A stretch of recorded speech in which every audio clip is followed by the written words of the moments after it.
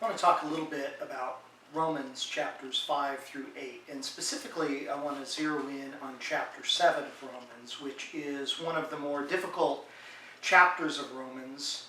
We read it on first glance. It begins by talking about the relationship between law and sin in the first 6 verses. And the basic idea is that Christians have died to the law of Moses, to the Mosaic law. And because of that relationship to the law that has been severed through death, we now serve God in a new way. But then that launches Paul on this discussion in Romans chapter 7, which at first sounds very true to our experience. Just to give a little taste of this, in Romans chapter 7, very familiar passage to those who have spent time in Romans. Paul begins to talk where he talks about his relationship with the law. And he says, "For we know," starting in chapter 7, verse 14, "we know that the law is spiritual, but I am under flesh, sold into slavery to sin. I do not understand my own actions. For I do not do what I want, but I do the very thing I hate. Now, if I do not do what I want, I agree that the law of Moses in this case is what he's talking about, I agree that the law is good. But in fact, it is no longer I that do it, but sin that dwells within me. For I know that nothing good dwells within me, that is, in my flesh. I can will what is right, but I cannot do it. For I do not do the good I want, but the evil I do not want to do, that is what I do.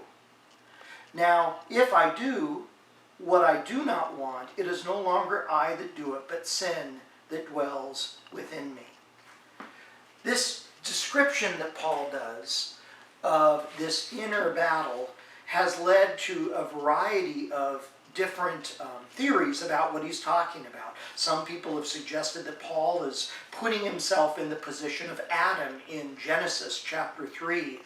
Others suggest that Paul is describing the experience of all people, and it certainly rings true for any of us that have been in a situation of temptation. Some believe that Paul is describing himself as a Christian. Others believe that Paul is describing his experience with the law of Moses before he became Christian as a Jew. So who does this struggle in Romans chapter 7 verses 14 through 15 describe? There are 3 basic options as we seek to understand this passage theologically. One, that it describes the mature Christian, that all Christians can expect to have this inner conflict, this inner battle that Paul describes. Others, that it describes the immature Christian, so the person who is new to the faith but has not yet learned how to live in victory over sin. And others, that it describes the non-Christian, that this is really a description of those who encounter the law of God but don't yet have the Spirit of God living in them. And just to give you a sense of names with each person, those who believe that it describes the mature Christian would include people like Augustine of Hippo, the church father, Martin Luther, John Calvin, J.I. Packer. Those who believe that this passage describes the immature Christian would include F.F. Bruce, John Stott, and Dr. Martin Lloyd-Jones would believe that it describes the immature Christian. And those who believe that it describes a non-Christian's experience, it might surprise you. Most of the patristic fathers, or the fathers of the church whose writings we have preserved in the 2nd and 3rd centuries, believe this is describing the experience of a non-Christian. John Wesley, as well as John Darby, Gordon Fee, Douglas Moo, would believe that this is describing the experience of a non-Christian. So basically, we could divide the views of Paul's description in Romans 7 into 2 views, that it describes the experience of the Christian, whether a mature or an immature Christian, or whether it describes the experience of the non-Christian. So let's think about a couple of reasons why we might think that it describes the experience of Christians.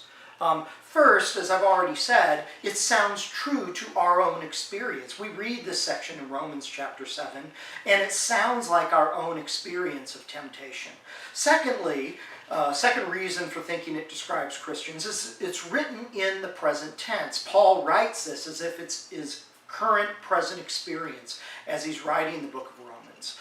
Third, it reflects a genuine desire to keep the law of God. Later in the section, I didn't read that part, but he says in his inmost being he delights in the law of God. And yet he finds a disconnect between that inner delight and his actually carrying out the law. And then finally, at the end of the section, he mentions Jesus, thanks be to God, and he mentions Jesus as his deliverer, but that does not resolve his dilemma. He still describes this experience. So those are some reasons why for thinking it describes the experience of the Christian. Here are some reasons for thinking it describes the non-Christian experience. First, it's in the context of a discussion of the law. As we already said earlier in chapter 7, Paul is describing how for the Christian, we have died to the law. We no longer stand in relationship to the Torah, to the law of Moses. That we have experienced some kind of death that severed that relationship. And so that would suggest that this is a discussion of the non-Christian. Also, in chapter 7, verse 14, Paul describes himself in this struggle that I read as being enslaved to sin. Now, that would seem to be incompatible with what Paul said already in chapter 6, particularly in verse 18 of chapter 6 and verse 22 in chapter 6, where Paul describes his experience as a Christian as no longer being a slave to sin, as set free from sin. Being a slave to sin for Paul in chapter 6 describes his experience before trusting in Jesus. And so the fact that here in chapter 7 verse 14 he describes himself as enslaved to sin would seem to suggest that he's describing the experience of the non-Christian. Third, this attitude towards the law of delighting in it and yet not being able to fulfill it was typical of devout Jewish people of Paul's day. And then finally, this conflict that we read in chapter 7 seems to contradict the victory over sin that we find promised in chapter 6 and we find promised in chapter 7. So those are 4 reasons for thinking that this is describing the experience of the non-Christian.